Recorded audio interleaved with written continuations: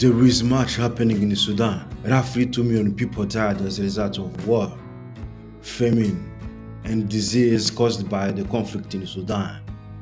In this video, we will explain about what is happening in Sudan, and more prominently, why is this happening, and what are the reasons behind it. I will try as much as possible to keep the details clean and simple so that you can truly understand the situation. Alright, let me first of all show you the country. Here is Sudan right below Egypt. Sudan has coast with the Red Sea. There is another country called South Sudan. The South Sudan and the Sudan were one country. Both the North and the South Sudan were frequently fighting each other in the form of several wars. Ethnicity, difference in belief and practices, economic and political reasons were the main reasons behind this conflict.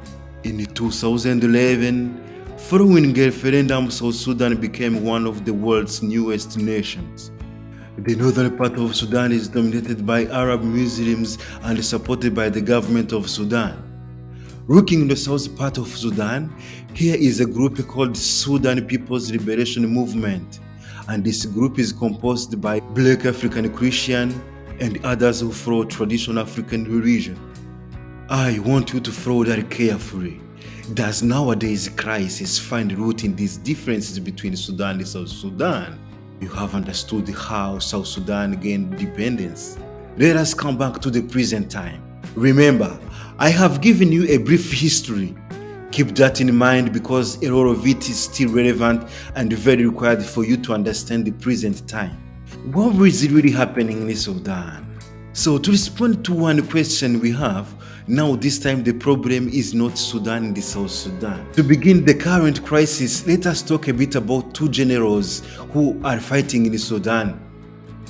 One left side, he is General Abdel Fattah Burhan, a general of the Sudanese army, the commander of the military, which in effect means he's been the leader or president of Sudan for the past few years.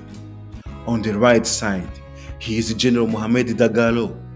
He is widely known as Hemet Dagalo, a man close to Saudi Arabia and Russia, considered him as a strong man of the country after the dismissal of the President Omar el-Bashir. He is the main architect of what's happening now. Coming from a Chadian Arab clan, Rizaigat tribe, originally from Darfur, Dagalo assumed the commander of infamous Janjaweed militias named Demons of Horseback, who were responsible for war crimes and crimes against humanity.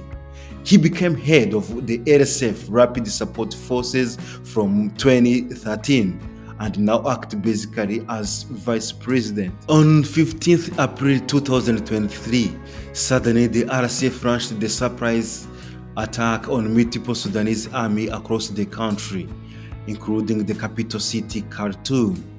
RSF forces claim to have captured the Khartoum International Airport, Merowe Airport, El Obeid Airport, as well as base in Soba. 600 people were killed and more than 4,000 others has been injured. After days of very strong tension in Sudan, the situation seems to have worsened.